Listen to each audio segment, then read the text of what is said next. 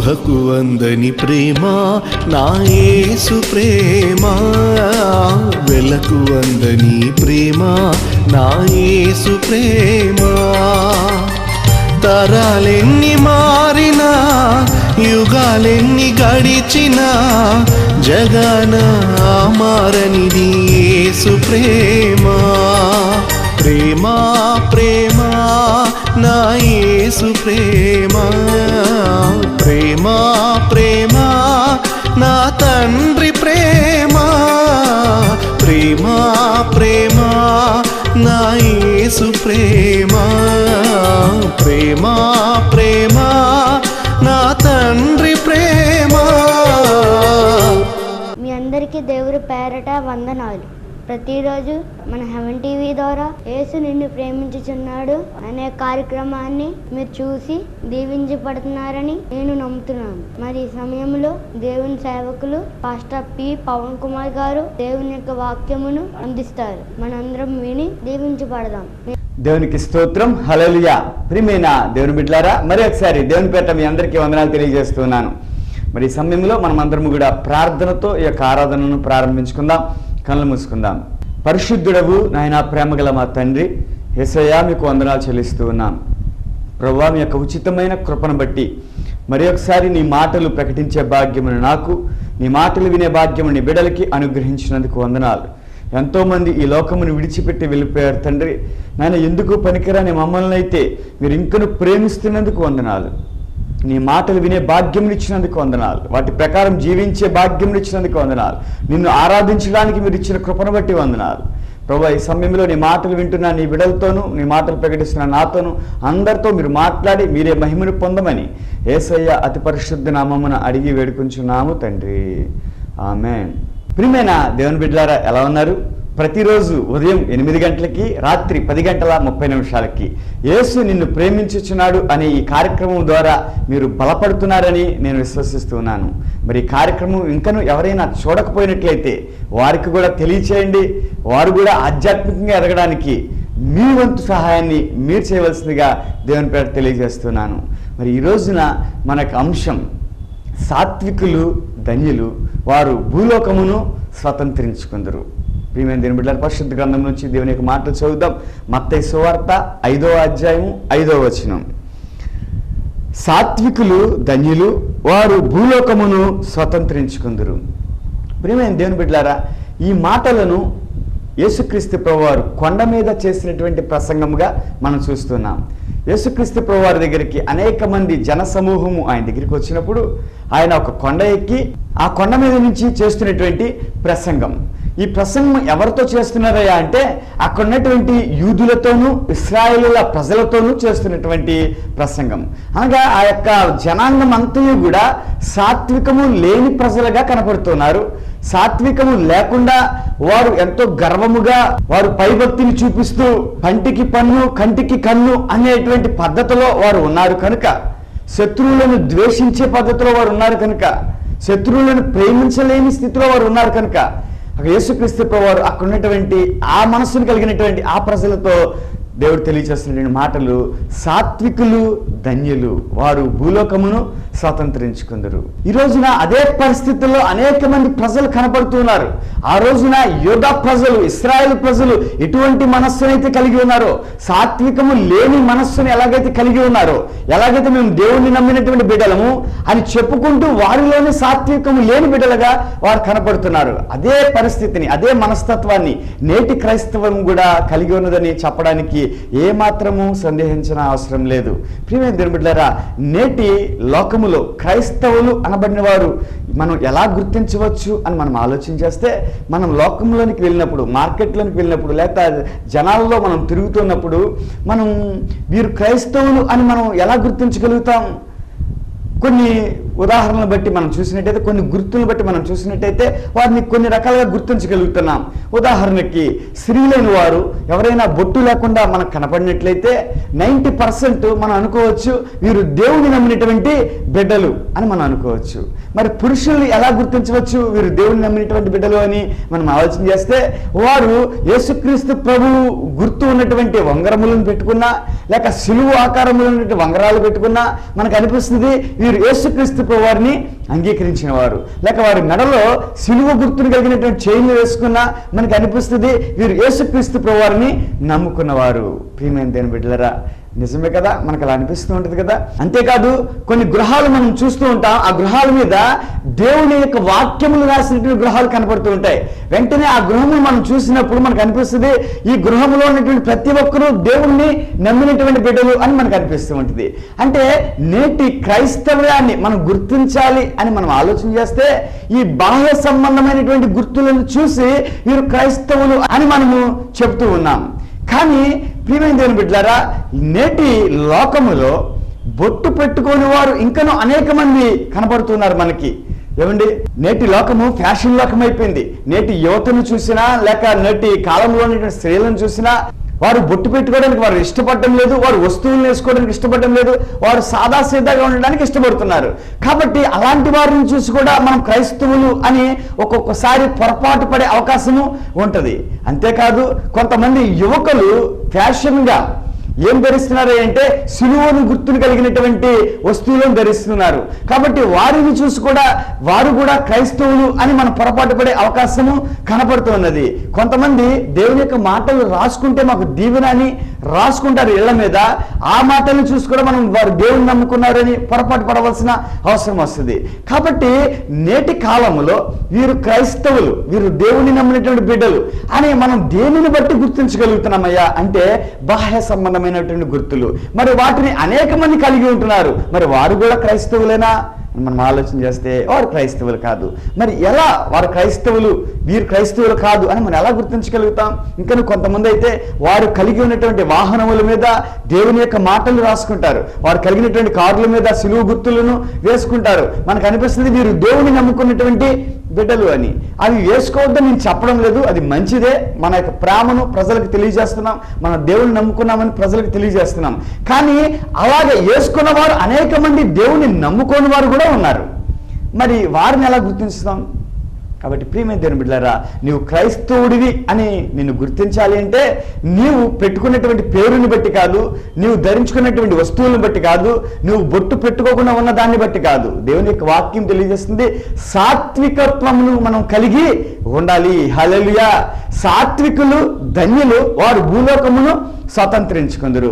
ఈరోజు నువ్వు క్రైస్తవుడివి అని నువ్వు చెప్పాలి అంటే లేక లోకంలో వారు గుర్తించాలి అంటే నువ్వు ఏం కలిగి ఉండాలి అంటే సాత్వికమును. ఈ రోజున ఈ వచనములో మనకి 3 భాగాలు కనబడుతున్నాయి.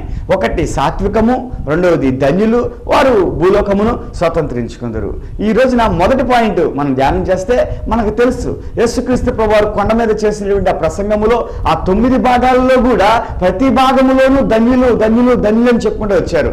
ఆత్మ విషయమై దీనులైన వారు ధన్యులు, అలాగే హృదయ శుద్ధి కలిగిన వారు ధన్యులు, నీతి కొరకు ఆకలి దప్పులు గలవారు ధన్యులు. ఇక్కడ మనం చూస్తున్నాం సాత్వికులు ధన్యులు. ఇలాగా ఆ 9 పాయింట్లను కూడా మనం చూస్తే ప్రతి పాయింట్లో దేవుడు చెప్తున్న మాట ఏమిటంటే ధన్యులు ధన్యులు ధన్యులు అని. అంటే ధన్యులు అనగా మనకు అర్థమవుతున్నది, దానికి ఉన్నటువంటి అర్థము మనము చాలాసార్లు మనం నేర్చుకున్నాం. ధన్యులు అనగా దేవుని యొక్క కృపను పొందినవారు, దేవుడు తోడుగా ఉన్నవారు, లేక అదృష్టవంతులు, దేవుని చేత దీవించబడిన వారు, లేక పరలోక రాజ్యానికి వెళ్ళేవారు. ఇలాగా చాలా పర్యాయ పదాలు మనం చెప్పుకోవచ్చు. కాబట్టి ఇక్కడ ముఖ్యమైనటువంటి పాయింట్ ఏమిటంటే ధన్యులు. ఎవరు ధన్యులు అని ఆలోచన చేస్తే 10 అంతస్తులు బిల్డింగ్లు కలిగిన వారు ధన్యులా, మంచి బంగారం కలిగిన వారు ధన్యులా, కాస్ట్లీ కార్లు కలిగిన వారు ధన్యులా, మంచి భర్తను కలిగిన వారా, మంచి భార్యను కలిగిన వారా, మంచి బిడ్డలను కలిగిన వారా, మంచి ఉద్యోగములు కలిగిన వారా, ఎవరు ధన్యులు అని మనం ఆలోచన చేస్తే వాక్యం తెలియజేస్తుంది సాత్వికులు ధన్యులు. హల్లెలూయా. ప్రియమైన దేవుని బిడ్డలారా, ఈ రోజున క్రైస్తవులకి కావాల్సింది, నేను దేవుణ్ణి నమ్ముకున్నాను అని చెప్పినటువంటి బిడ్డకి కావాల్సింది ఏమిటంటే సాత్వికము. అయ్యా సాత్వికం అంటే ఏమిటండి అంటే దానికి కూడా నానా పర్యాయ పదాలు మనం చెప్పుకోవచ్చు. సాత్వికము అనగా తగ్గింపుతనము, ఏమండి, లేక ఓర్పు కలిగి ఉండడము, లేక గొడవలయ్యే విధముగా ఎదురు సమాధానం చెప్పకుండా ఉండడము, దేవునికి లోబడి ఉండడము, ప్రజలకు లోబడి ఉండడము, భక్తిగా జీవించడము. ఇలాగ సాత్వికం గురించి చెప్పుకోవాలంటే చాలా పర్యాయ పదాలు మనకు కనబడుతున్నాయి. ముఖ్యంగా మనం మెయిన్గా చెప్పుకోవాల్సింది ఏమిటంటే లోబడి జీవించడము, గొడవలయ్యే విధముగా మనం ఏ సందర్భాల్లోనూ కనబడకుండా ఉండడము, ఎదురు సమాధానం చెప్పకుండా ఉండడం, మన మాట మంచితనంగా ఉండడము, మన చూపు మంచితనంగా ఉండడం, మన నడక మంచితనంగా ఉండడం, అన్ని విషయాల్లో క్రీస్తుకు తగినటువంటి విధముగా మనం జీవించడమే సాత్వికము అని మనకు అర్థమవుతుంది. కాబట్టి ఇప్పుడు సాత్వికులు ధన్యులు. ప్రియమైన దేవుని బిడ్డలారా, ఆనాటి కాలంలో ఉన్నటువంటి యూదా జనాంగము, ఇశ్రాయేలు జనాంగము సాత్వికమును లేనివారిగా ఉన్నారు. అందుకనే దేవుడు తెలియజేస్తున్నాడు, మీరు సాత్వికమును కలిగి ఉండాలి, అప్పుడు మీరు ధన్యులవుతారు. దేవునికి స్తోత్రం, హల్లెలూయా. ప్రియమైన దేవుని బిడ్డలారా, మనకి ఈ సాత్వికం గురించి మనం ఆలోచన చేస్తే గలతీయులకు రాసిన పత్రిక 5వ అధ్యాయం 22వ వచనంలో కూడా మనకు కనబడుతున్నది. ప్రియమైన దేవుని బిడ్డలారా, ఆత్మ ఫలము ఏమనగా ప్రేమ, సంతోషము, దీర్ఘశాంతము, సమాధానము అని చెప్పుకుంటూ వస్తూ ఆఖరికి వచ్చేప్పటికీ అక్కడ సాత్వికము అని ఉంటుంది. దేవునికి స్తోత్రం, హల్లెలూయా. అనగా సాత్వికము అనేది ఒక ఫలము, అనగా ఒక నీలో కనబడవలసినటువంటి ఒక మంచి గుణము. ఈ రోజున మనం ఒక చెట్టుని వేసామంటే ఆ చెట్టుకి ఒక ఫలము కనబడాలి కదా. ఈ రోజున క్రైస్తవుడివి అనే ఒక చెట్టుకి, అంటే ఈ చెట్టుకి, క్రైస్తవుడు ఈ చెట్టుకి ఏం కనబడాలి అంటే సాత్వికం అనే ఫలము కూడా కనబడాలి. అప్పుడు నువ్వు ఆత్మీయముగా ఫలించినట్టు, నువ్వు క్రైస్తవుడివి అయినట్టు. దేవునికి స్తోత్రం, హల్లెలూయా. అంటే క్రైస్తవులకి ఉండవలసింది సాత్వికము. సాత్వికమును చూసే మనం చెప్పవచ్చు వీరు క్రైస్తవులు అని. పై రూపమును బట్టి కాదు, వేషధారణను బట్టి కాదు, పేరుని బట్టి కాదు, వస్తువులను బట్టి కాదు, మనం అతను కలిగి ఉన్నటువంటి సాత్వికమును బట్టి మనం చెప్పవచ్చు ఇతడు క్రైస్తవుడు అని. దేవునికి స్తోత్రం, హల్లెలూయా.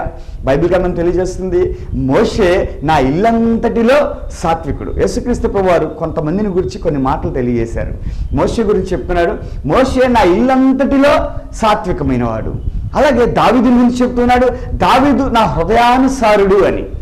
అలాగే యోగుని గురించి చెప్తున్నారు, యోగు తూర్పు దేశం అంతటిలో అతడంతటి ధనవంతుడు లేడు అని. అలాగే సంసోను గురించి చెప్తున్నాడు, ఈ భూమి మీద అతడంతటి బలవంతుడు లేడు అని. అలాగే సొలొమోను గురించి చెప్తున్నాడు, భూమి మీద సొలొమోను అంత జ్ఞానవంతుడు లేడు అని. అంటే దేవుడు కొంతమందిని గురించి కొన్ని మాటలు చెప్పారు. అలాగా మోషేను గురించి ఒక మాట చెప్పారు, ఏమిటంటే మోషే నా ఇల్లంతటిలో సాత్వికమైన వాడు. దేవునికి స్తోత్రం, హల్లెలూయా. ప్రియమైన దేవుని బిడ్డలారా, అసలు మోషే గారు ఎవరని మనం ఆలోచన చేస్తే అతడు ఫరో యొక్క కుమార్తె దగ్గర పెరిగినటువంటి బిడ్డ. ఇశ్రాయేల్ ప్రజలైనప్పటికీ, యూదా జాతిలోంచి వచ్చినప్పటికీ అతడు ఎక్కడ పెరిగాడు అంటే రాజుల కుటుంబంలో పెరిగాడు. రాజు కావలసిన అర్హతలను కలిగిన వాడు, రాజు కాబోయేవాడు. కాబట్టి ఈ మోషే అతడికి ఎంతో గర్వం ఉండవచ్చు, లేకపోతే ఎంతో అహంకారం ఉండవచ్చు, నేను రాజుని అనే మనసుని అతడు కలిగి ఉండవచ్చు. కానీ అతడు రాజుగా ఉన్నప్పుడు, లేకపోతే రాజు అవ్వవలసిన పరిస్థితుల్లో ఉన్నప్పుడు అతడి మనస్సు ఏంటో మనకు అనవసరం. కానీ ఎప్పుడైతే నేను కూడా ఈ యొక్క యోధా జాతి జనాంగం నుంచి నేను వచ్చిన వాడినే, నేను కూడా ఇశ్రాయేలుల ప్రజలనే, నేను కూడా ఆ యొక్క బానిసనే అని ఎప్పుడైతే తెలుసుకున్నాడో, ఆ యొక్క అబ్రహాము దేవుడే నా దేవుడు అని ఎప్పుడైతే ఎరిగి ఉన్నాడో, వెంటనే అతడు సాత్వికమైనటువంటి మనస్సును తెచ్చుకున్నాడు, లోబడే మనస్సును తెచ్చుకున్నాడు. రాజులకు ఉండవలసిన మనస్సును తీసి పక్కన పెట్టాడు, క్రైస్తవులకు ఉండవలసినటువంటి సాత్వికమైన మనస్సుని అతను తెచ్చుకున్నాడు. దేవునికి స్తోత్రం, హల్లెలూయా. ప్రియమైన దేవుని బిడ్డలారా, మోషే గారు దేవుని యొక్క వాక్యం తెలియజేస్తుంది అతని ఇల్లంతటిలో సాత్వికమైన వాడంట. ఎలా చెప్పవచ్చు అని మనం ఆలోచన చేస్తే, ప్రియమైన దేవుని బిడ్డలారా, 40 సంవత్సరముల పాటు ఇశ్రాయేలీల ప్రజలని అరణ్యములో నడిపించిన వాడు మోషే గారు. ఇశ్రాయేల్ ప్రజలు అనేక సార్లు గొనుకుతూ ఉంటే, సనుగుతూ ఉంటే, ఆ సనుగులకి, ఆ గొనుకులకి ఇక మోషే గారు కోపం తెచ్చుకోకుండా ఎంతో ఓపికతో దేవునికి ప్రార్థన చేసి వారికి ఉన్నటువంటి అవసరతలను తీర్చేవాడు. ఎదురు ఎర్ర సముద్రం వచ్చినా, వెనకాల ఫరో సైన్యం వచ్చినా, ఈ ఇశ్రాయేల్ ప్రజలందరూ కూడా ఎంతో గొనుక్కుంటున్నారు. అయ్యో, మేము అక్కడ ఉంటేనే బాగుండేవారు కదా, ఇక్కడికి తీసుకుని వచ్చి మమ్మల్ని చంపాలని చూస్తున్నావా అని అన్నప్పుడు కూడా మోషే గారు సాత్వికంతోనే దేవునికి ప్రార్థన చేసి ఆ యొక్క ఎర్ర సముద్రం 2 పాయలుగా చేసి ఆ ప్రజలను రక్షించాడు. అలాగే ఎర్ర సముద్రం దాటిన తర్వాత కూడా ప్రతిరోజు శ్రేష్టమైన ఆహారమును పరలోకము నుండి మన్నాను కురిపిస్తూ ఉండగా ఆ ప్రజలు గొనుక్కుంటున్నారు. అయ్యా, మేము అక్కడ ఉండగా మాంసం తినేవారము, ఇక్కడ మాకు ప్రతిరోజును ఈ మన్నాయేనా అని గొనుక్కుంటూ ఉంటే ఈ యొక్క మోషే గారు ఎంతో సాత్వికమైన మనసుతో వారికి సమాధానాన్ని చెబుతూ ఉన్నారు. ప్రియమైన దేవుని బిడ్డలారా, నీరు కావాల్సి వస్తే బండ నుంచి నీళ్లుని, అలాగే ఏ అవసరత కలిగినా ప్రియమైన దేవుని బిడ్డలారా దేవునికి ప్రార్థన చేసి వారి అవసరతలు తీరుస్తూ ఉంటే, ఆ ఇశ్రాయేల్ ప్రజలు మాత్రము ప్రతిరోజు మోషే మీద సనుగుకోవడము, గొనుక్కోవడం. అయినప్పటికీ మోషే గారు ఏమాత్రము ఓపిక నశించక ఎంతో ఓర్పుతో ఎంతో సాత్వికమును కలిగి వారికి పరిచర్యను చేస్తూనే ఉన్నాడు, వారిని నడిపిస్తూనే ఉన్నాడు. దేవుడు చెప్పినట్టుగా వారిని కానాను ప్రదేశానికి తీసుకుని వెళ్ళాలని ప్రయత్నం చేస్తూనే ఉన్నాడు. అందుకని 40 సంవత్సరాల పాటు అతడు ఎంతో ఓర్పుని కలిగి ఉన్నాడు. దేవునికి స్తోత్రం, హల్లెలూయా. ఈ రోజున మనలో ఎంతసేపు ఉంటుంది ఆ సాత్వికము, మనలో ఆ యొక్క తగ్గింపుతనం, ఆ యొక్క ఓర్పు, ఎదుటివాడికి గొడవలయ్యే విధముగా ఎదురు సమాధానం చెప్పకుండా ఉండటం, మాటలో మంచితనము, మాటలో గౌరవత్వం, మాటలో లోబడతత్వము ఎంతసేపు ఉంటున్నాయి? దేవుని యొక్క సేవకుడు వాక్యం చెప్పినంతసేపు ఉంటున్నాయి. వాక్యం చెప్పినంతసేపు నేను అలా జీవించాలి అని మనం అనుకుంటున్నాము. కొన్ని దినాలు అయిన తర్వాత ఆ వాక్యం మర్చిపోతున్నాం, మరలా మన పాత స్వభావాన్ని మనము తెచ్చుకుంటున్నాం. ప్రియమైన దేవుని బిడ్డలారా, మోషే నా ఇల్లంతటిలో సాత్వికమైన వాడు. ఈ రోజున ఆ సాత్వికమును మనం కలిగి ఉండాలి. ప్రియమైన దేవుని బిడ్డలారా, సాత్వికమును కలిగిన వారు ఏం చేస్తారో బైబిల్ గ్రంథంలో తెలియజేస్తుంది. మత్తయి సువార్త 5వ అధ్యాయము 38వ వచనం మనం చూసినట్లయితే, కంటికి కన్ను పంటికి పళ్ళు అని చెప్పబడిన మాట మీరు విన్నారు కదా. నేను మీతో చెప్పుడుదేమనగా, దుష్టుని ఎదిరింపక నిన్ను కుడి చెంప మీద కొట్టువాని వైపుకు ఎడమ చెంప కూడా తిప్పుము. దేవునికి స్తోత్రం, హల్లెలూయా. సాత్వికమును కలిగిన వాడు ఏం చేస్తాడంటే లోబడి జీవిస్తాడు.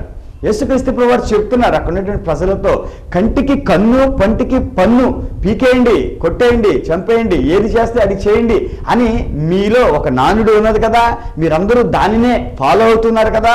కానీ నేడు నేను మీకు ఒక మాట చెప్తున్నాను, కంటికి కన్ను పంటికి పన్ను కాదు, మీరు సాత్వికమును కలిగి ఉండాలి. కుడి చెంప మీద కొడితే ఏం చూపించాలి? ఎడమ చెంపను కూడా నువ్వు చూపించాలి. దేవునికి స్తోత్రం, హల్లెలూయా. అది సాత్వికము కలిగి ఉండడం అంటే. ఈ మాటని చాలా మంది విన్నవారు ఇది గాంధీ గారు చెప్పినటువంటి మాట కదా అని ఆలోచిస్తూ ఉంటారు. గాంధీ గారు ఈ భూమి మీద ఫస్ట్ పుట్టారా, యేసుక్రీస్తు ప్రభువారు ఫస్ట్ పుట్టారా అని మనం ఆలోచన చేస్తే, యేసుక్రీస్తు ప్రభువారు 2015 సంవత్సరాల క్రితమే ఈ భూమి మీద జన్మించారు. గాంధీ గారు నేటి కాలంలో మొన్న ఆయన జన్మించారు. అంటే కంటికి కన్ను పంటికి పన్నుని గాంధీ గారు విడిచిపెట్టి ఒక చెంప మీద కొడితే మరి ఒక చెంపను చూపించాలి అనే దేవుని యొక్క వాక్యమునకు లోబడి బ్రిటిష్ వారికి యుద్ధములు కాక, కత్తులతో కాక, కర్రలతో కాక, బాంబులతో కాక సమాధానముతో యుద్ధం చేశారు. ఓపికతో, మౌనముతో యుద్ధాలు చేశారు గాంధీ గారు. అందుకనే గాంధీ గారు గాంధీ తాత అయ్యారు. నేటి మన డబ్బులలో కూడా గాంధీ గారు బొమ్మని వేస్తూ ఉన్నారు. ఎందుకని గాంధీ గారికి అంత పేరు వచ్చింది అని మనం ఆలోచన చేస్తే, గాంధీ గారు సైతము కుడి చెంప మీద కొడితే ఎడమ చెంపను చూపించండి అని చెబుతున్నారు. ఆయన ఫాలో అయ్యారు, ఆయన చేసి చూపించారు, ఆయన సాత్వికమును ఫాలో అయ్యారు. కాబట్టి ప్రియమైన దేవుని బిడ్డలారా, నేటి కాలంలో కూడా క్రైస్తవులు కానివారు అనేక మంది సాత్వికమును కలిగి ఉంటున్నారు. కానీ క్రైస్తవులము అని చెప్పుకునే మన దగ్గర మాత్రము సాత్వికము కనబడడం లేదండి. ప్రియమైన దేవుని బిడ్డలారా, దేవుని యొక్క వాక్యం తెలియజేస్తుంది, సాత్వికము నీలో ఉన్నది అంటే నీకు ఎలా తెలుస్తుందో తెలుసా సాత్వికం ఉన్నది అని? ఎవడైనా వచ్చి ఒక చెంప మీద కొడితే నువ్వేం చేయాలి? వెంటనే నీ చెప్పు తీసుకుని వాడిని పడమని నీ చెప్పు తెగిపోయేటట్టు కొట్టాలి. అవునా? అలా కొట్టాలా? వాక్యం తెలియజేస్తుంది నీలో సాత్వికం ఉందని తెలియాలి అంటే ఎవడైనా ఒక చెంప మీద కొడితే మరి ఒక చెంపని చూపించాలి. ఈ రోజున మనల్ని ఎవరో చెంప మీద కొట్టట్లేదు కదా. ప్రియమైన దేవుని బిడ్డలారా, జస్ట్ చిన్ని మాటలే ఎవరైనా మనతో అంటే ఆ మాటలకు మనం ఎంతగానో బాధపడిపోతున్నాం, కుంగిపోతున్నాం, ఎదురు సమాధానం చెప్తున్నాము, అవసరమైతే తలలో పగిలిపోయే మాటలు మాట్లాడుతున్నాం. ప్రియమైన దేవుని బిడ్డలారా, కుటుంబాలు చీలిపోతున్నాయి, గ్రామాలు చీలిపోతున్నాయి. ఎందుకో తెలుసా? నీ నోటి మాట చేత. ఈ రోజున నీవు సాత్వికం కలిగిన వాడివైతే నీ స్వరమును మార్చుకుంటావు, నీ గొంతును మార్చుకుంటావు, లోబడే తత్వమును కలిగి ఉంటావు, ప్రేమను కలిగే మాటలు మాట్లాడతావు. ఈ రోజున ప్రియమైన దేవుడు అనేక గొడవలు అవడానికి కారణం, అనేక కుటుంబాలు చీలిపోవడానికి కారణం, అనేక మంది మనస్సులో బాధను కలిగి ఉండడానికి కారణం ఏంటో తెలుసా? నీ మాట కరెక్ట్గా ఉండడం లేదు. అంటే ఎదుట వ్యక్తిని బాధను కలిగించే మాటలు, లేక ఎదుటి వ్యక్తిని చేదరించుకునే మాటలు, అసహ్యం కలిగే మాటలు నువ్వు మాట్లాడుతున్నావు. దేవుని యొక్క వాక్యం తెలియజేస్తుంది, ప్రేమను కలిగే మాటలు మాట్లాడాలి. ఎవడైనా ఒక చెంప మీద కొడితే ఇంకొక చెంపను చూపించమన్నాడు. ఎవడైనా నీ పై అంగీని తీసేసుకుంటే రెండో అంగీని కూడా దేవుడు ఇచ్చేయమంటున్నాడు. ఎవడైనా ఒక మైలు నిన్ను నడవమని చెబుతూ ఉంటే వాడితో ఇంకొక మైలు కూడా నడవమంటున్నాడు. అంటే హింసించు వారి కొరకు నువ్వేం చేయాలి? ప్రార్థన చేయాలి. హింసించే వారి కొరకు నువ్వు సహనం కలిగి ఉండాలి, ఓర్పును కలిగి ఉండాలి.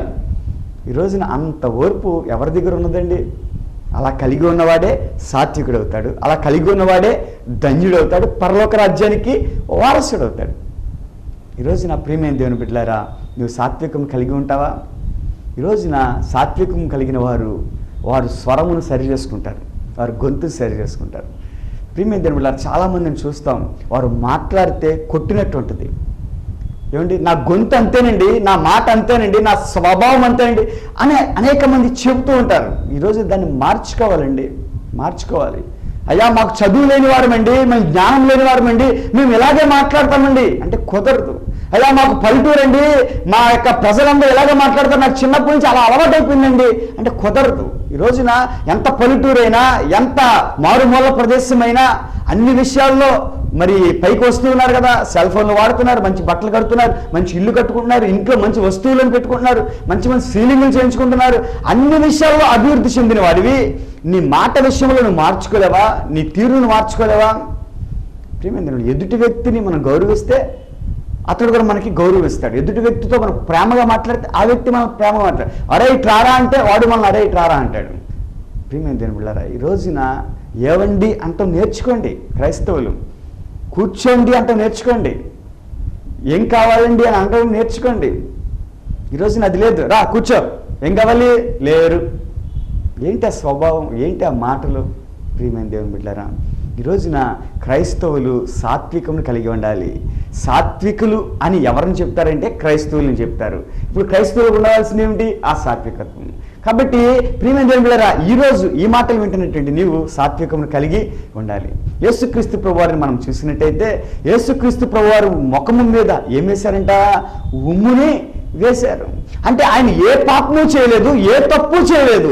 ఏ తప్పు చేయకపోయినప్పటికీ ఆయన మీద అక్కడ ఉన్నటువంటి ప్రజలు ఏం వేస్తున్నారు? ఉమ్ముని వేస్తున్నారు. ఈ రోజున ఆయన ఉమ్ముని వేస్తే ఆయన ఏం చేస్తున్నారు? ఉమ్ముని వెంటనే తుడిచేసుకుంటున్నారు. ప్రియమైన దేవుని బిడ్డలారా, నేటి కాలంలో నీ మీద ఉమ్ము వేస్తే నువ్వేం చేస్తావు? వాడు బతుకుంటాడా? ఇంకా వాడికి భూమి మీద నోకలు ఉంటాయా? ప్రియమైన దేవుని బిడ్డలారా, ఆలోచించాలి. యేసుక్రీస్తు ప్రభువారు ఎలాంటి సాత్వికం కలిగి ఉన్నారు, నేడు మనం ఎలాంటి సాత్వికం కలిగి ఉన్నాం? ఈరోజు నా క్రైస్తవులు అనబడిన వారు ఎన్నో హత్యలు చేస్తున్నారు. ప్రియమైన దేవుని బిడ్డలారా, ఎన్నో గొడవలకి కారణమవుతున్నారు, ఎన్నో కుటుంబాలు చీలిపోవడానికి కారణమవుతున్నారు, సంఘాలు కూలిపోవడానికి కారణమవుతున్నారు.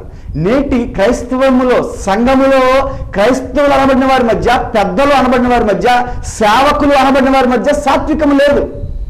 అందుకనే సంఘాలు కూలిపోతున్నాయి, గ్రామాలు కూలిపోతున్నాయి, కుటుంబాలు కూలిపోతున్నాయి. ఎందుకని అంటే సాత్వికము లేదు. యేసుక్రీస్తు ప్రభువారు ఉమ్ము వేయించుకుని కూడా ఆయన తుడిసేసుకుంటున్నారు.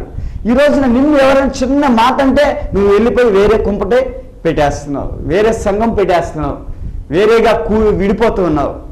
ఈ రోజున ఎక్కడుందయ్యా నీలో సాత్వికము?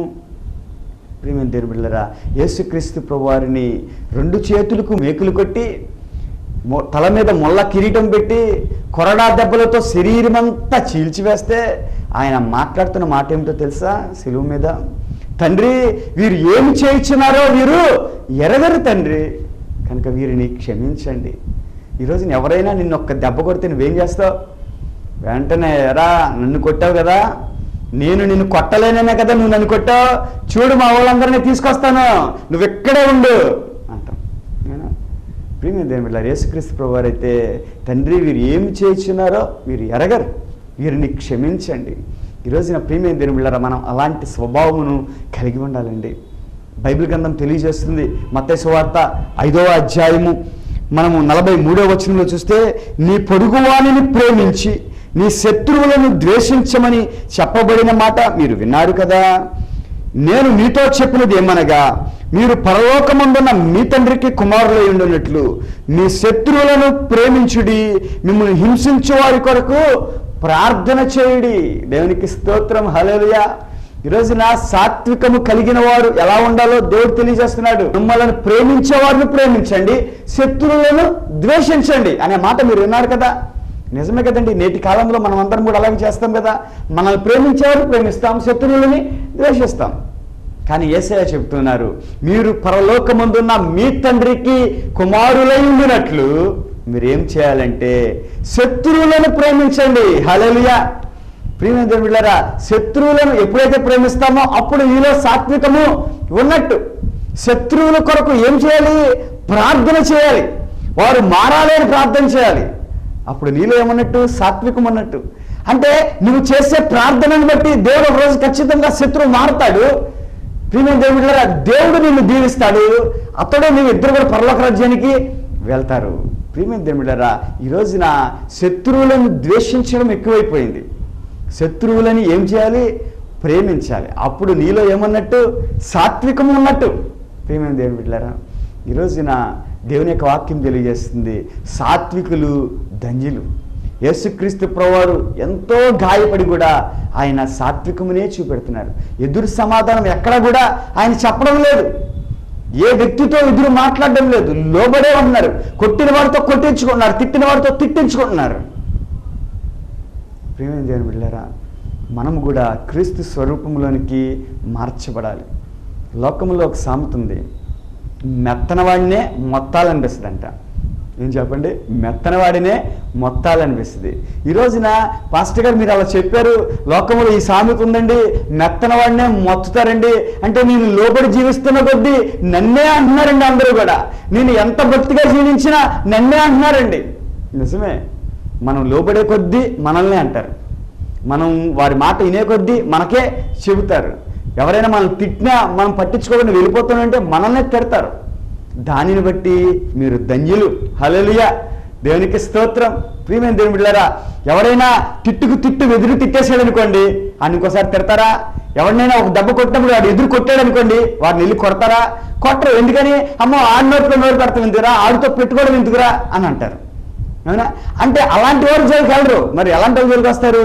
ఇలా సాత్వికము కలిగిన వారిని, లోబడి జీవించేవారు చూసారా, వారిని ఇంకా ఆడేసుకుంటారండి జనాలు. ప్రియమైన దేవుని బిడ్డలారా, అయినప్పటికీ నీవు ధన్యుడివి. హల్లెలూయా, హల్లెలూయా. ప్రియమైన దేవుని బిడ్డలారా, ఎందుకో తెలుసా? నువ్వు దేవుని చిత్తానుసారంగా జీవిస్తున్నావు కదా, దేవుడు నిన్ను దీవిస్తాడు, నిన్ను పరలోక రాజ్యానికి తీసుకుని వెళ్తాడు. ఈరోజున మన వాక్య భాగంలో మొదటి పాయింట్, సాత్వికులు ధన్యులు. ఈరోజున ఈ మాటలు వింటున్నాం కదా, నేటి కుటుంబాల్లో సాత్వికము లేదండి.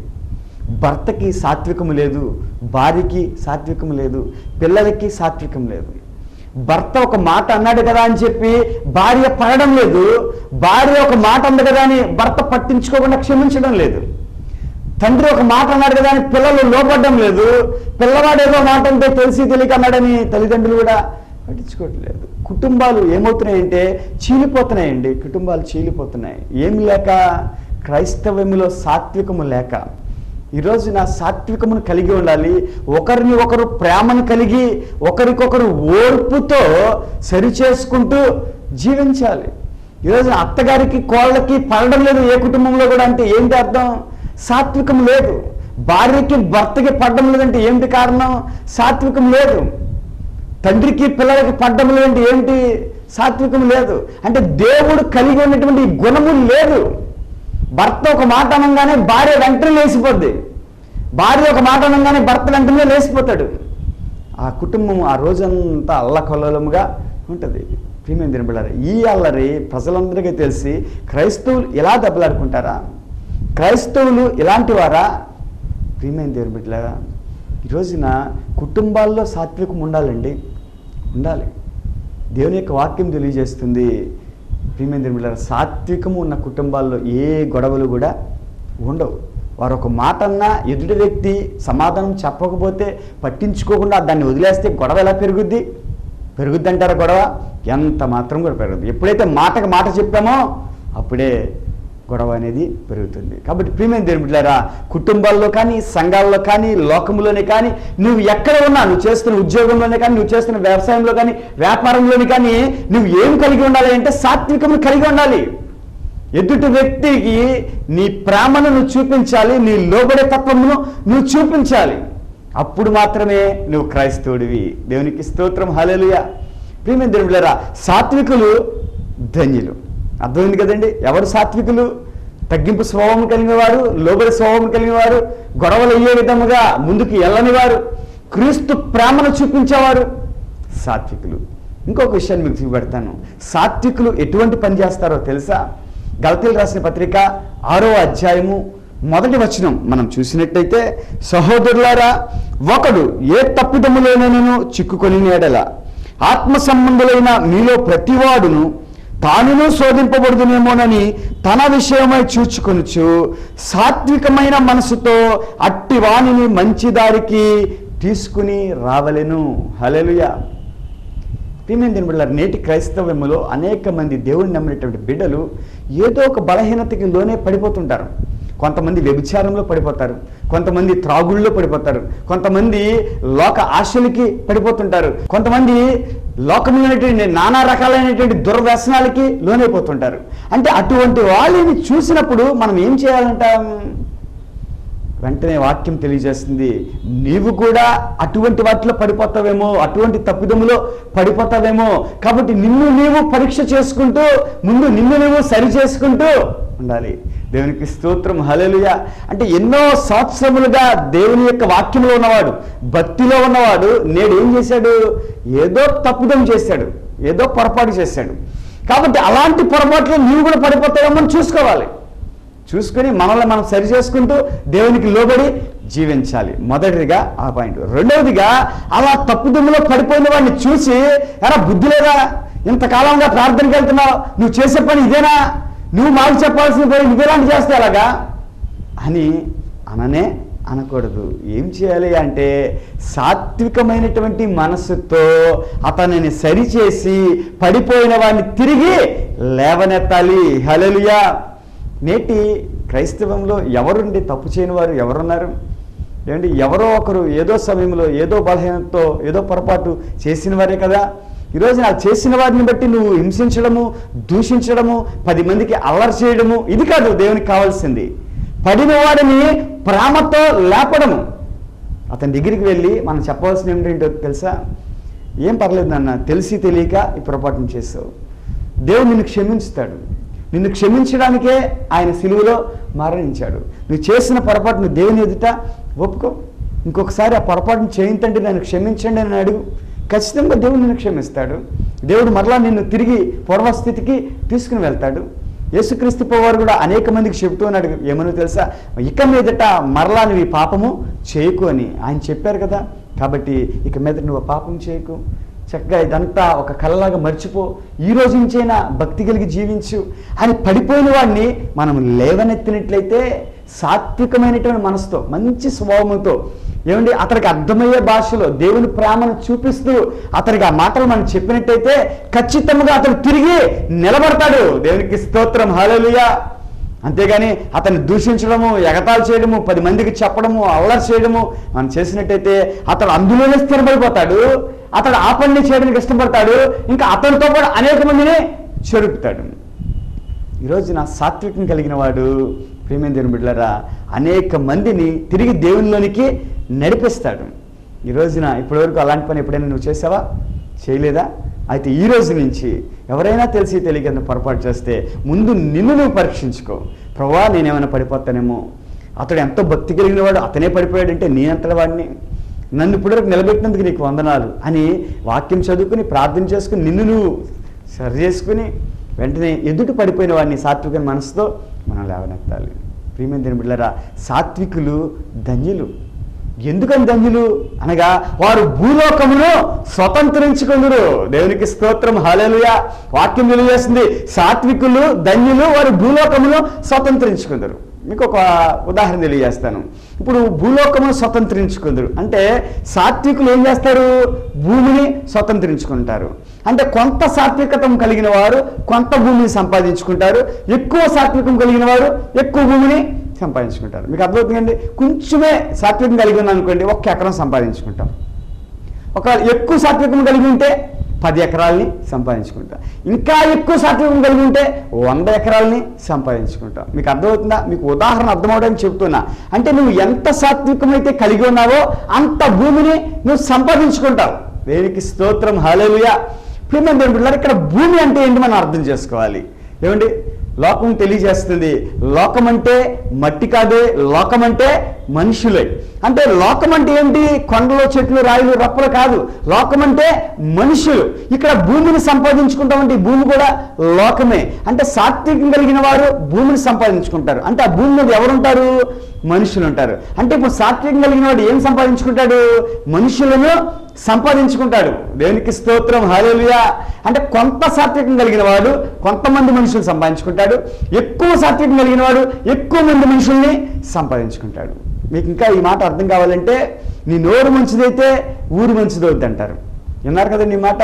అంటే మన నోరు మంచిది అనుకోండి, మన ఇంట్లో వారు మనతో మంచిగా మాట్లాడతారు. మన నోరు మంచిదైతే మన ఇంటి పక్కన వారు మంచిగా మాట్లాడతారు. మన నోరు మంచిదైతే ఊరంతా మనకి మంచిదవుద్ది. అంటే నీ నోరు మంచిదైతే ఊరు మంచిదవుద్ది.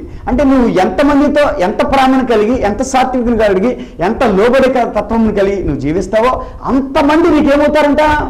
దగ్గరవుతా ఉంటారు. దేవునికి స్తోత్రం, హల్లెలూయా. అర్థమవుతుంది కదండి. అదేంటండి పాస్టర్ గారు మీరు అలా చెబుతున్నారు? అక్కడ క్లియర్గా ఉన్నది కదండి, సాత్వికం కలిగిన వారు భూమిని స్వతంత్రించుకుంటారు అని. మీరేంటి భూమి అంటే మనుషులు అని చెప్తున్నారు? మరలా మోషే గారి దగ్గరికి వెళ్దాం మనం, మీకు అర్థమవడానికి.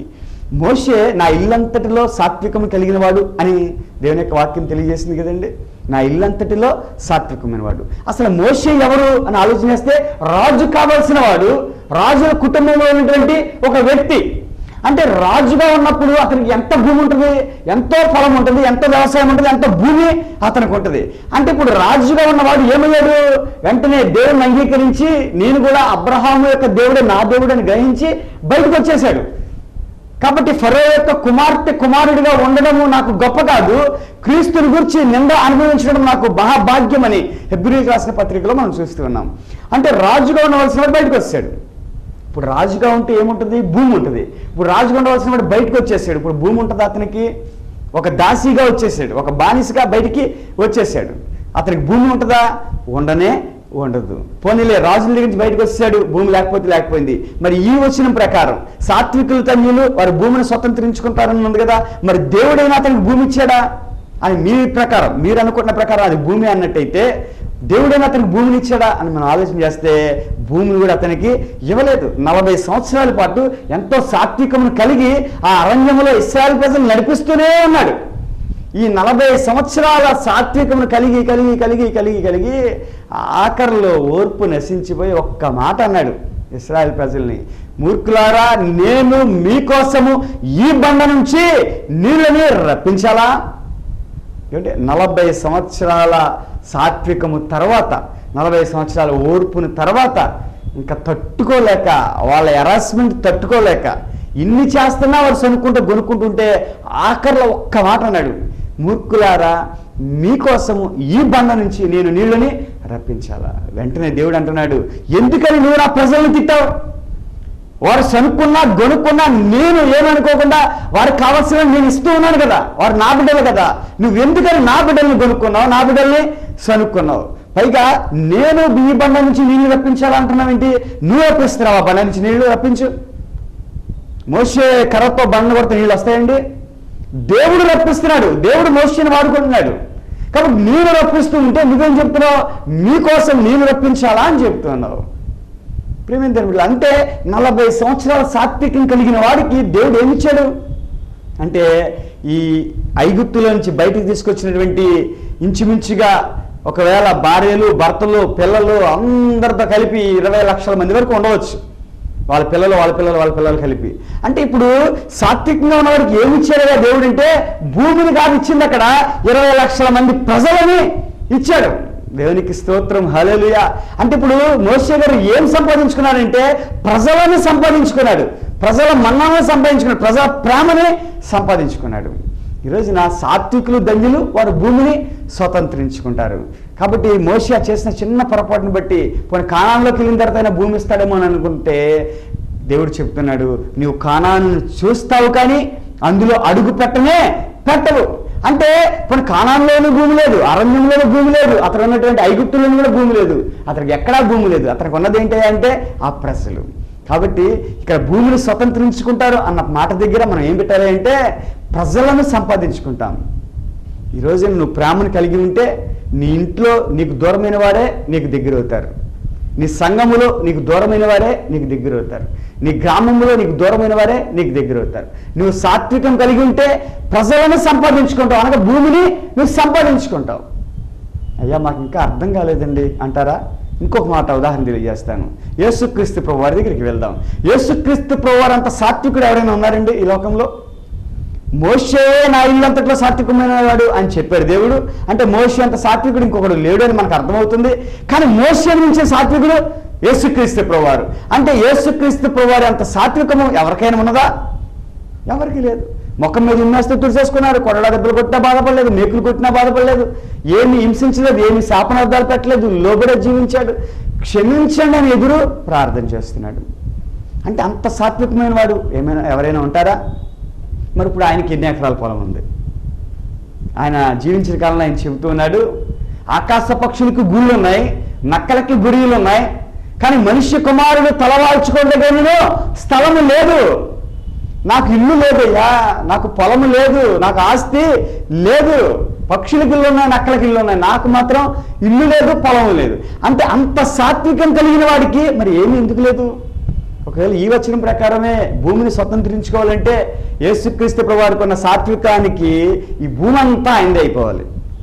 అఫ్కోర్స్ ఆయనదే అనుకోండి, ఆకాశం నాది, భూమి నాది, సర్వసంపదలు నాది అంటున్నాడు, అది వేరే సంగతి. కానీ ఇక్కడ ఆయన జీవించినప్పుడు ఆయనకంటూ ఏదైనా ఉన్నదా? అక్కడ చెప్పండి, ఏదైనా ఉన్నదా?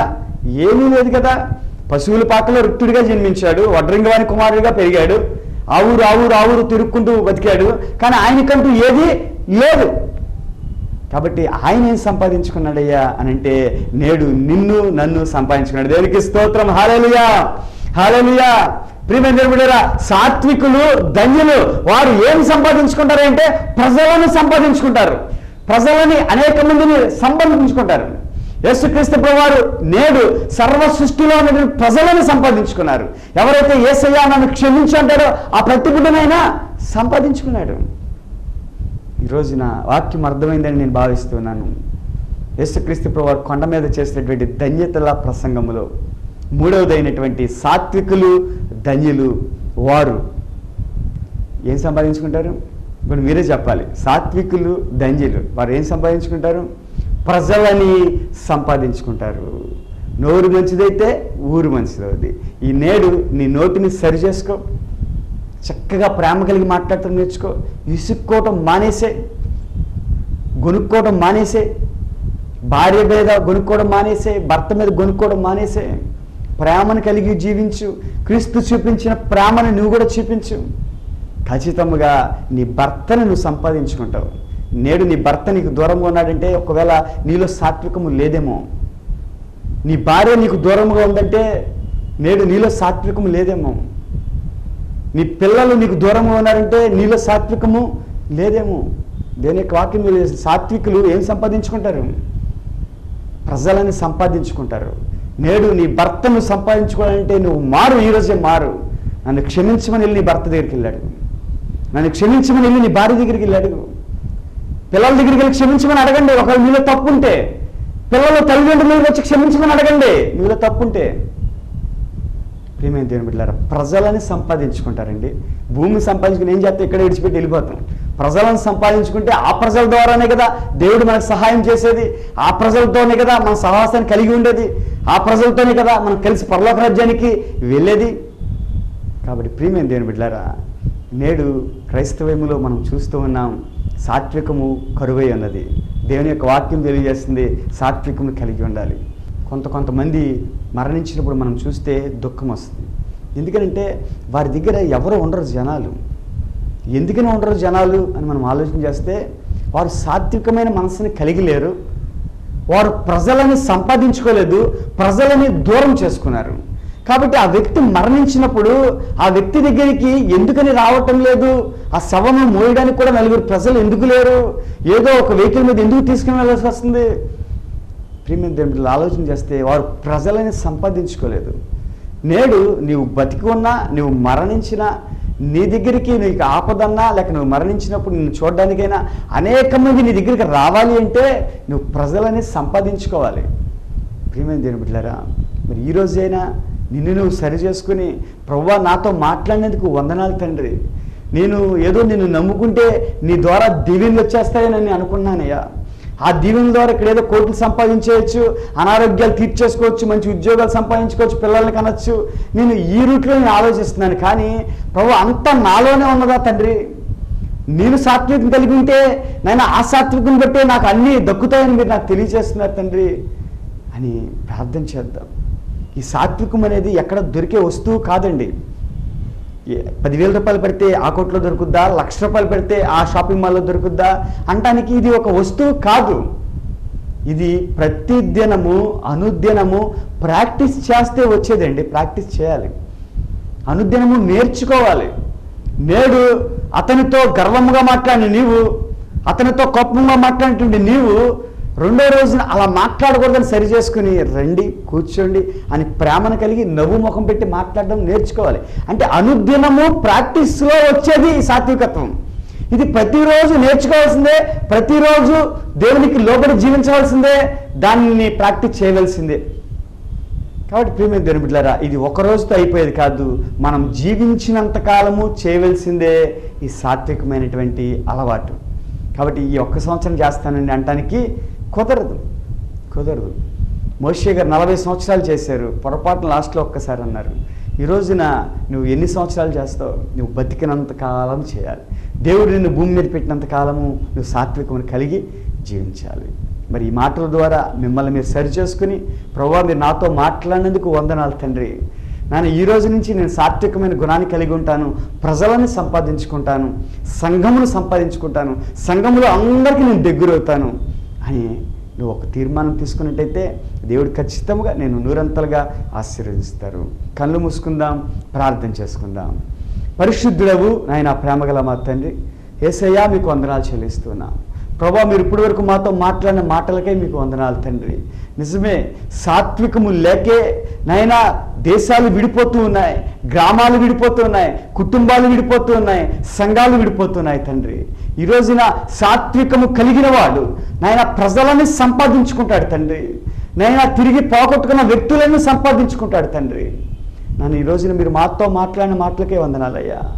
నాయన ఎవరి కుటుంబంలో అయితే సాత్వికము లేక కుటుంబాలు చీలిపోయి ఉన్నాయో దయచేసి వారు సాత్వికమును కలిగి నాయన ఆ కుటుంబాలు మరలా ఒక్కటి కాబడ్డానికి కృప చూపించండి.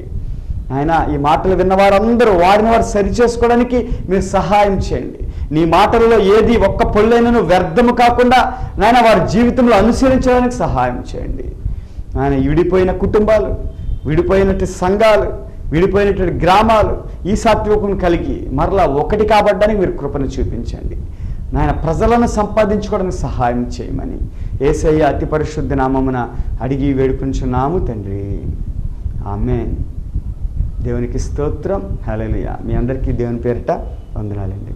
ప్రియమైన దేవుని బిడ్డలారా, ఇప్పటి వరకు చక్కటి మాటలు విన్నా మనం అందరము ధన్యులము. నిజమే, సాత్వికులు ధన్యులు, వారు ప్రజలని సంపాదించుకుంటారు. ఈ రోజున నీవు సాత్వికము లేనివాడివిగా ఉన్నావా? ఈరోజు దేవుడు నీతో మాట్లాడారు అని నువ్వు నమ్ముతున్నావా? అయితే నేటి నుంచి నీ మనసును మార్చుకో, నీ మాట తత్వమును మార్చుకో, నీ చూపును మార్చుకో, నీ నడకని మార్చుకో. ప్రతిదీ క్రీస్తుకు తగినట్టుగా క్రీస్తు పోలికలోనికి నువ్వు మార్చబడి సాత్వికమును కలిగి తగ్గింపు స్వభావమును, ఓర్పును లేక వినయమును కలిగి నువ్వు జీవించినట్లయితే నువ్వు ఏ ప్రజలనైతే నువ్వు దూరం చేసుకున్నావో ఆ ప్రజలను మరలా నువ్వు చేరుకోగలుగుతావు, ప్రజల యొక్క మన్నలను నువ్వు పొందుకోగలుగుతావు, ప్రజలని నువ్వు సంపాదించుకోగలుగుతావు. కాబట్టి సాత్వికులు ధన్యులు, వారు ప్రజలని సంపాదించుకుంటారు. మరి ఇప్పటి వరకు ఈ మాటలు విన్న మీరందరూ ధన్యులు. మరిన్ని దేవుని మాటలు వినాలి అని ఆశ కలిగిన వారు మన ఏలూరు పట్టణంలో ఉన్నటువంటి సత్రంపాడులో ఉన్నటువంటి పెట్రోల్ బంక్ ఎదురుగా సందులో నుంచి మీరు వచ్చినట్టయితే సీతారామపురం అనే గ్రామం ఉంటుంది. ఆ గ్రామంలో హెవెన్ ప్రేయర్ హౌస్ని మేము నడిపిస్తూ ఉన్నాం. ప్రతి ఆదివారం ఉదయం 10:30 ఆరాధన జరుగుతున్నందున ప్రతి ఒక్కరిని ప్రేమతో ఆహ్వానిస్తున్నాం. ప్రతి ఒక్కరూ రండి, చక్కని దేవుని మాటలు వినండి, మీ జీవితములను సరిచేసుకోండి, దేవునికి నచ్చినట్టుగా మీరు మార్చబడండి, పరలోక రాజ్యానికి వారసులకండి. మరి దేవుడి మాటలను దీవించునుగాక. మరి ప్రతిరోజు హెవెన్ టీవీ కోసం ప్రార్థన చేస్తున్న మీ అందరికీ దేవుని పేరిట వందనాలు. మరి ఈ యొక్క హెవెన్ టీవీ ద్వారా ఈ యొక్క సువార్తను అందించడం ఎంతో ఖర్చుతో కూడినటువంటి పని, ఎంతో వ్యయ ప్రయాసాలు కలిగినటువంటి పని.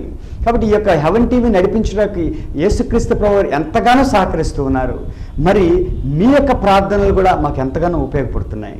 అంతేకాదు మరి మన ప్రార్థనలే కాదు, కానీ మనం మన ప్రేమను మన చేతలతో కూడా మనం చూపించాలి. ఇది ఎంతో వ్యయ ప్రయాసాలతో కలిగినటువంటి పని. కాబట్టి దేవుడు మీకు ఇచ్చిన సామర్థ్యం కలది, దేవుడు మీకు ఇచ్చిన ప్రేరేపణను బట్టి ప్రతి నెల కొంత ఆర్థిక సహాయమును హెవెన్ టీవీకి చేసి ఈ యొక్క సువార్త పరిచర్యలో మీరు కూడా భాగస్థులు కావాల్సిందిగా దేవుని పేరు తెలియజేస్తున్నాను. ఇప్పటికే అనేక మంది ఈ యొక్క సువార్త పరిచర్యలో భాగస్థులు అయ్యారు. మరి వారిచ్చే సహాయం ద్వారా ఈ యొక్క టీవీ ఛానల్ నడిపించడానికి మేము ఎంతగానో ప్రయాసపడుతున్నాం. మరి ఇంకా మీరు కూడా ఈ భాగస్థులుగా చేరదలిచిన ఎడల ఈ యొక్క ఫోన్ నెంబర్కి మీరు ఫోన్ చేయండి, మమ్మల్ని సంప్రదించండి. మీరు ఇచ్చే ప్రతి రూపాయి ఈ యొక్క హెవెన్ టీవీ నడిపించడానికి మేము ఉపయోగిస్తాం. దాని ద్వారా ఒక ఆత్మ రక్షించబడితే ఆ దీవెనలు మీకే వస్తాయి. దేవుడు అలా సహకరించాలి అని ఆశ కలిగి ఉన్న ప్రతి ఒక్కరిని దీవించునుగాక. ఆమేన్. మీ అందరికీ దేవుని పేరిట వందనాలు. ఇప్పటి వరకు దేవుడి మాటలు విన్నారు కదా, మీరు దీవించబడ్డారు అని, మీరు ఆశీర్వదించబడ్డారని నేను నమ్ముతున్నాను. ఈ కార్యక్రమం ఆశీర్వాదంగా ఉంటే ప్రతి ఒక్కరు ఈ కార్యక్రమం నిరంతరం కొనసాగించబడాలని ప్రార్థన చేయండి. ప్రతి ప్రార్థన అవసరతలు మాకు తెలియచేయండి. నిత్యము మీకోసం ప్రార్థన చేస్తాం. దేవుడు మిమ్మల్ని దీవించును గాక. ఆమేన్. మీ అందరికీ వందనాలు.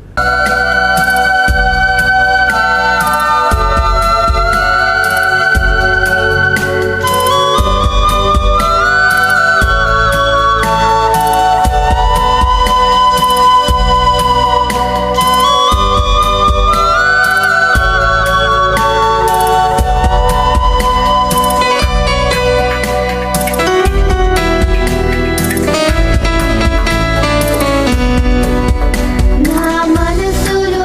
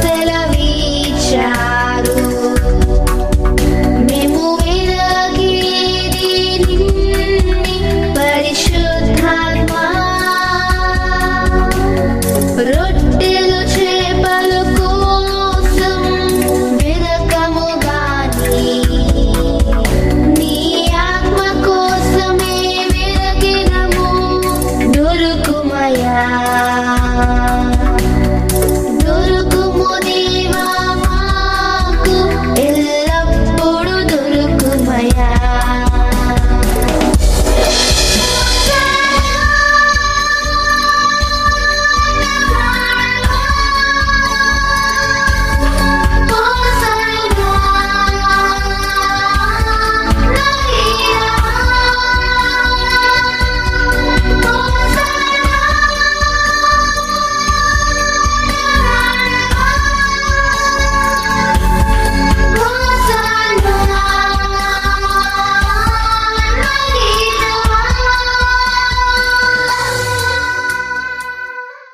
మా address heaven prayer house, Seetharamapuram, Satrampadu, Siddhartha college ఎదుటి రోడ్డు, వట్లూరు పంచాయతీ, ఏలూరు. మా ఫోన్ నెంబరు 9533332244. దేవుడు మిమ్మును దీవించునుగాక.